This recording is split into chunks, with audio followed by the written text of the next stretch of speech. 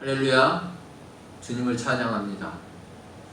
오늘 본문 말씀에서 제가 생각하는 그런 결론은 갈라디아서 6장 1절에서 10절 말씀의 결론과 매우 닮아 있습니다.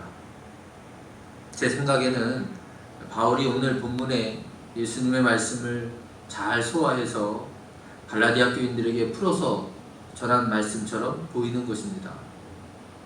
한번 찾아볼까요? 갈라디아서 6장 1절에서 10절까지 말씀입니다. 제가 봉독하겠습니다. 형제들아, 사람이 만일 무슨 범죄한 일이 드러나거든 신령한 너희는 온유한 심령으로 그러한 자를 바로잡고 너 자신을 살펴보아 너도 시험을 받을까 두려워하라. 너희가 짐을 서로 지라. 그리하여 그리스도의 법을 성취하라. 만일 누가 아무것도 되지 못하고 된 줄로 생각하면 스스로 속임이라. 각각 자기의 일을 살피라. 그리하면 자랑할 것이 자기에게는 있어도 남에게는 있지 아니하리니 각각 자기의 짐을 질 것이라. 가르침을 받는 자는 말씀을 가르치는 자와 모든 좋은 것을 함께 하라. 스스로 속이지 말라. 하나님은 업신여김을 받지 아니하시나니 사람이 무엇으로 심든지 그대로 거두리라.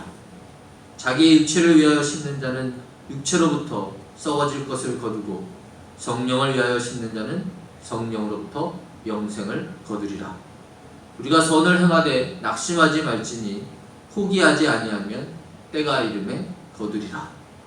그러므로 우리는 기회에 있는 대로 모든 이에게 착한 일을 하되 더욱 믿음의 가정들에게 할지니라. 아멘. 두 성경이 말씀하는 결론은 선을 행하는 좋은 나무가 되어야 하고 그렇게 선한 나무로 자리매김하면 마침내 그에 따른 선한 열매, 좋은 열매를 거두게 되리라는 것입니다. 여기서의 선은 사랑의 다른 이름이라 할 것이죠. 지난주에 함께 했듯이 원수에까지 이른 사랑에 우리가 올인해야만 진정한 그리스도인으로서의 열매 맺는 사람이 된다는 것이지요. 왜냐하면 예수 그리스도가 그분의 제자들인 우리에게 주신 계명은 내가 너희를 사랑한 것 같이 너희도 서로 사랑하라 라는 것인데, 내가 너희를 사랑한 것 같이라는 이 조건 속에는 당연히 원수 사랑의 의미가 담겨 있기 때문인 것입니다. 곧 죄인된 나를, 원수된 나를 위해 대신 죽으시기까지 한 그 사랑으로 우리도 서로 사랑해야 한다는 뜻이기 때문인 것입니다.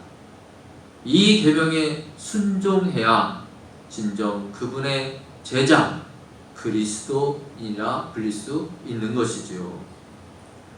오늘은 그러한 형제 간의 사랑, 이웃 간의 사랑에 있어서 구체적으로 어떻게 하는 것이 원수에까지 이르게 되는 사랑을 하는 것인가에 대해서 말하고 있다 할 것입니다. 다른 말로 하면 선을 쌓는 행위를 어떻게 할 것인가에 대한 말씀인 것입니다. 오늘 본문을 세 단락으로 나누어서 설명하고자 합니다.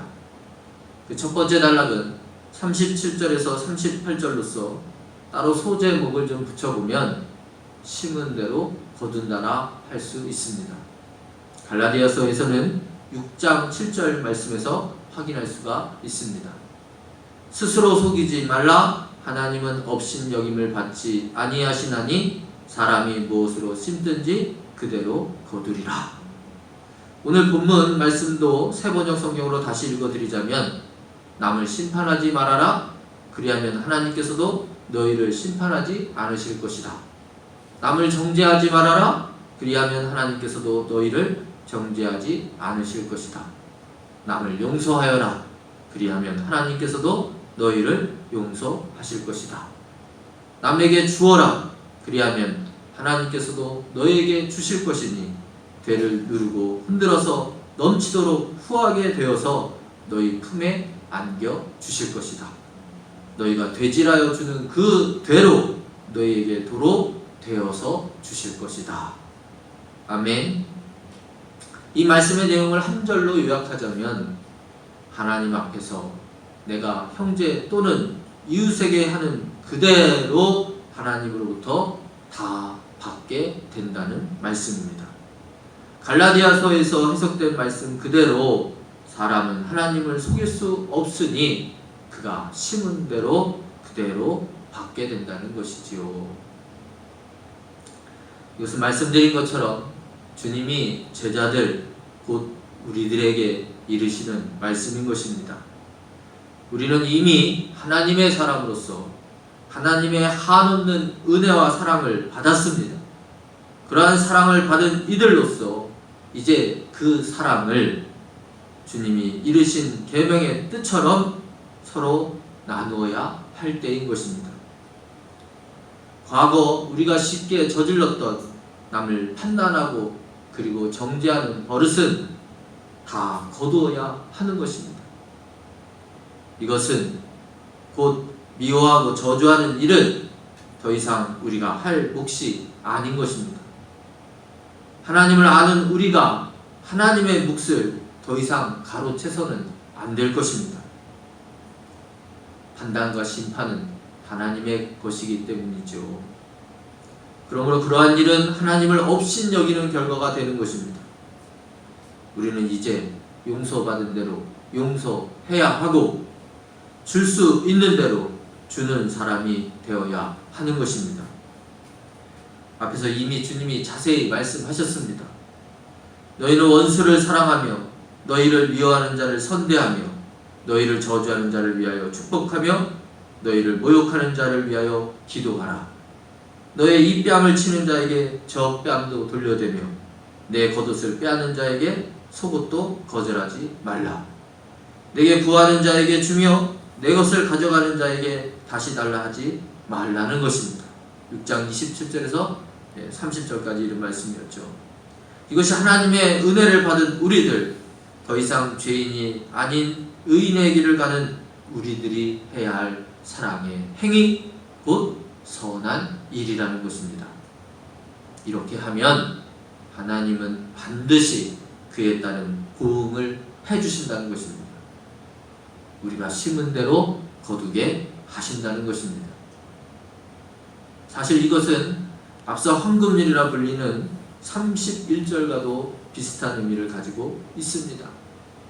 남에게 대접을 받고자 하는 대로 너희도 남을 대접하라. 즉 대접을 해야 대접을 받을 수 있다는 것입니다.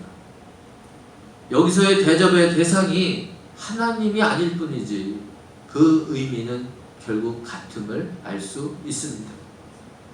내가 하는 일로 다른 사람을 움직이게 하는 것도 결국 하나님이 손을 쓰셔야 가능한 것을 생각하면 그렇게 된다 하겠지요. 사실상 내가 대접하는 일로 그 대상이 다시 내게 직접 대접으로 보응하지 않는다 하더라도 나의 행위를 보시는 하나님께서는 반드시 그에 따른 보상을 하시겠다는 것입니다. 그러므로 우리가 얼마나 큰 은혜 가운데 있는 것이겠습니까, 여러분? 38절입니다. 주라, 그리하면 너희에게 줄 것이니 곧 후히 되어 누르고 흔들어 넘치도록 하여 너희에게 안겨주리라. 아멘. 예수 사랑으로 받은 은혜, 그리고 우리가 나누는 은혜, 그에 따른 보상의 은혜까지, 이 모든 것이 하나님의 사랑으로부터 얻게 되는 일인 것입니다. 할렐루야. 이 진리의 말씀, 이 진리의 길에 순종하시기 바랍니다. 이제 우리는 심은 대로 거두게 될 것입니다. 좋은 것을 심으면 좋은 열매를 맺을 것이고, 나쁜 것을 심으면 나쁜 열매가 맺어질 것입니다. 내가 하는 대로 받게 된다는 이 은혜로우면서도 두려운 말씀에 큰 책임이 있기를 바랍니다. 우리가 무엇을 심어야 한다고요? 용서와 나눔인 것입니다. 두 번째 단락은 39절에서 42절까지 말씀이지요. 여기에도 소제목을 붙인다면 너 자신을 알라입니다. 그리스 철학자 소크라테스의 유명한 말이죠. 본문에는 두 가지 비유가 나옵니다. 그 하나는 어떻게 눈먼 사람이 눈먼 사람을 인도할 수 있겠는가?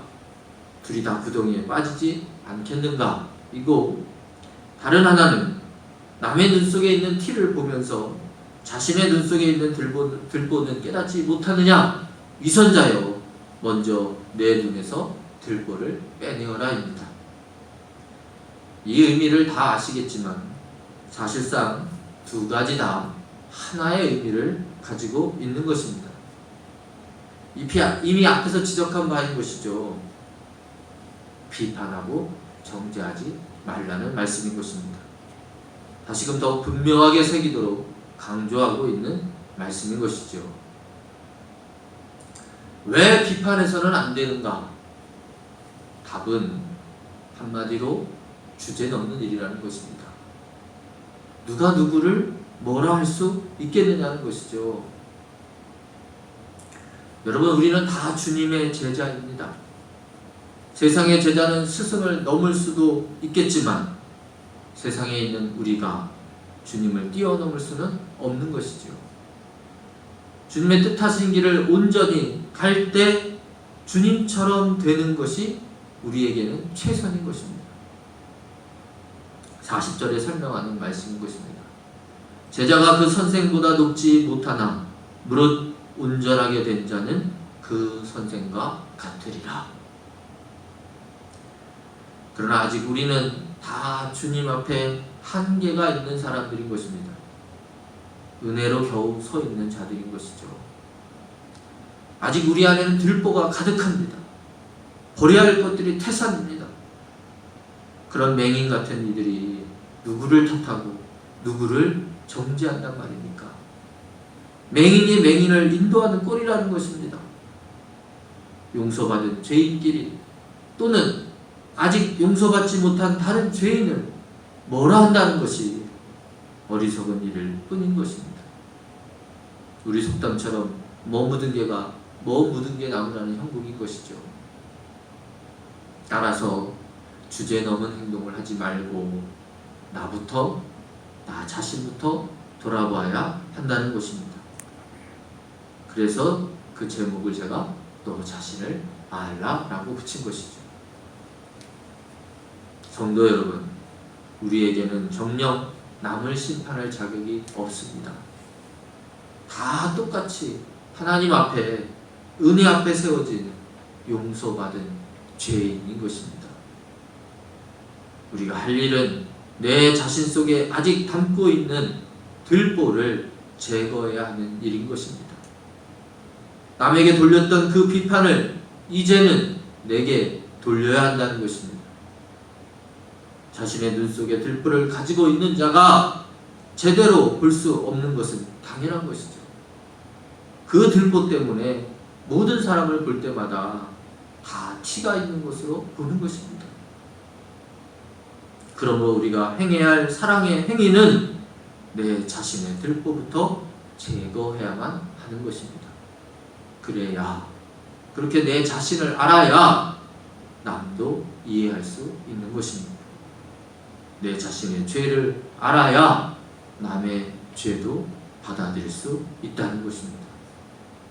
진정 내가 하나님 앞에 긍휼함을 입은 존재임을 깨달을 때 다른 사람도 긍휼히 볼 수 있는 것입니다. 다시금 내 자신, 주님 앞에 어떤 존재인지를 분명히 깨달을 수 있기를 바랍니다. 그래서 주님 앞에 무릎 꿇고 그 죄를 다 용서함 받고 진정 의인으로 거듭나야만 우리는 제대로 심을 수 있게 되고 또 그렇게 심을 때 좋은 결과를 얻게 될 것입니다. 즉, 먼저 내가 좋은 나무가 되어야만 좋은 열매를 맺을 수 있는 것입니다. 할렐루야. 이 결과가 바로 오늘 본문 마지막 단락의 주제이며 오늘 본문 전체의 주제가 되는 것입니다. 이 전체 주제가 되는 본문은 같이 제가 읽도록 하겠습니다. 43절에서 45절까지 말씀입니다. 못된 열매 맺는 좋은 나무가 없고 또 좋은 열매 맺는 못된 나무가 없느니라. 나무는 각각 그 열매로 아나니 가시나무에서 무화과를 또는 찔레에서 포도를 따지 못하느니라. 선한 사람은 마음에 쌓은 선에서 선을 내고 악한 자는 그 쌓은 악에서 악을 내나니 이는 마음에 가득한 것을 입으로 말함이니라. 아멘. 소제목은 말하나 마나이겠죠. 좋은 나무는 좋은 열매를 맺는다. 여러분, 이 글귀 어디서 많이 본 듯하지 않습니까? 제가 어느 날 이 글귀를요, 고속도로 휴게소의 화장실에서 봤습니다. 그런데 이 글을 보는 순간 뭔가 제 뇌리를 탁 스치는 것이 있었던 것이죠.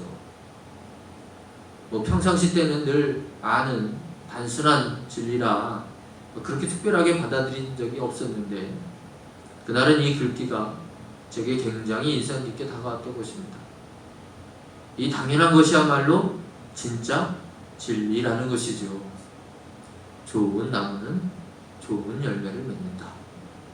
좋은 열매는 좋은 나무로부터 얻어진다는 것입니다. 일본의 한 사과 농장 주인의 이야기입니다. 히무라 사과라고 하는 기적의 사과라고 불리는 사과인데 그의 사과는 없어서 못 팔 정도라는 거죠. 시중에서 한정 판매를 하는데 일반 사과에 비해서 가격이 2배나 되는 그런 사과였습니다. 크기나 모양이 남다른 것도 아닌데 이렇게 판매되는 이유가 뭘까요? 그것은 무농약, 무비료의 친환경으로 재배되는 것이었기 때문입니다. 요즘은 익숙한 이야기인 것이죠. 그래도 좀 더 말씀드리자면 다른 사과하고 비교하는 시험을 했는데 무려 6개월이 지났을 때 다른 사과는 다 썩었는데 이 사과는 상온에서 썩지도 않고 그대로 말라있더라는 것입니다. 이것이 소문이 나면서 더 유명해진 것이죠. 그런데 그가 드린 그 사과나무의 정성을 보면 더 입이 벌어집니다. 그는 이 나무를 키우고 열매를 맺는 데까지 무려 10여 년의 실패의 세월이 있었다는 것입니다. 전에는 다른 사람과 마찬가지로 농약을 치고 비료를 주며 그렇게 사과를 재배했었는데 그 농약 때문에 자신과 아내가 피부에 좋지 않은 것들이 생기고 또 건강에도 좋지 않더라는 것이죠. 그래서 과감히 농약과 화학비료를 쓰지 않기로 결단하였다는 것입니다. 그 이후로 그는 거듭된 실패에도 불구하고 땅을 살리고 나무를 살리는 일을 그치지 않았기에 오늘의 성공이 있었다는 것입니다. 여러분, 그렇지요? 나무가 좋아야, 그 나무가 자라는 환경이 좋아야 그 나무를 심고 가꾸는 정성이 귀해야 그 나무에서 열리는 과실이 겉보기만 좋은 것이 아니고 진짜 달고 몸에도 좋은 것이죠. 그렇게 좋은 나무에서 좋은 열매가 열리는 것입니다. 성도 여러분, 잠시 한번 자신의 주변을 돌아보시기 바랍니다. 나는 과연 좋은 나무가 되고 있는가 말입니다. 나는 내 주변에 좋은 영향을 끼치고 있느냐는 것입니다. 내가 나무로서 세워진 모든 곳에 있는 열매를 할 수 있는 이들이 과연 좋은 열매로 주변에서도 좋은 평가를 받고 있는가 말입니다. 만약에 그렇지 않다면 나는 과연 좋은 나무로 평가받을 수 있겠습니까, 여러분? 사랑하는 성도 여러분, 정말 소원하기는 좋은 나무가 되시기를 바랍니다. 좋은 나무, 선을 행하는 좋은 나무가 되려면 어떻게 해야 한다고요? 정리를 해드리자면 먼저 심은 대로 거둔다는 법칙을 알고 그에 따라 좋은 것을 심어야 하는 것입니다. 비판과 정죄가 아닌 용서와 나눔인 것입니다. 그리고 두 번째는 하나님의 은혜 안에 있는 죄인된 나의 존재를 알아야 한다는 것입니다. 그렇게 내가 받은 그 긍휼함 가운데 나의 들보를 깨닫고 그것을 제거할 수 있어야 한다는 것입니다. 그래야 다른 사람도 긍휼히 보게 되는 것이죠. 그리고 마지막은 좋은 열매를 맺어야 합니다. 43절이죠. 못된 열매 맺는 좋은 나무가 없고 또 좋은 열매 맺는 못된 나무가 없느니라. 나무는 그 열매로 안다는 것이죠. 좋은 열매가 열리지 않는다면 좋은 나무를 할 수 없는 것입니다. 그 결과로 그 나무가 어떤지를 알 수 있다는 것입니다. 이 같은 실제적 사랑의 행위가 선한 사람을 만드는 것입니다. 좋은 나무로서 성장하는 일이라는 것입니다. 그렇게 좋은 나무가 된다면 좋은 열매를 거두게 될 것입니다. 심은 대로 거두게 될 것입니다. 갈라디아서 6장 9절 말씀입니다. 우리가 선을 행하되 낙심하지 말지니 포기하지 아니하면 때가 이름에 거두리라. 아멘.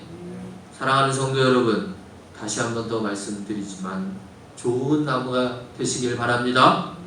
우리 모두 좋은 열매를 맺므로 좋은 나무로 평가되는 그 날을 기다리며 오늘도 선을 행하는 참 사랑을 나누는 저와 여러분이 되시기를 주님의 이름으로 축원합니다. 아멘. 아멘. 기도하겠습니다. 고마우신 주님 감사를 드립니다. 참으로 저희를 사랑하시고 함께 하시는 줄로 믿습니다. 참으로 이 어려운 때지만 우리가 가야 할 길을 온전히 갈 수 있도록 우리에게 말씀을 허락하여 주시는 줄로 믿습니다. 아멘. 오늘 말씀처럼 좋은 나무가 되기를 원합니다. 그래서 좋은 열매를 거두는 우리 시온 성민교회 성도들 다 될 수 있도록 은혜를 내려 주시옵소서. 아멘. 함께 하실 줄 믿사옵고 거룩하신 예수님 이름으로 기도드립니다. 아멘. 아멘.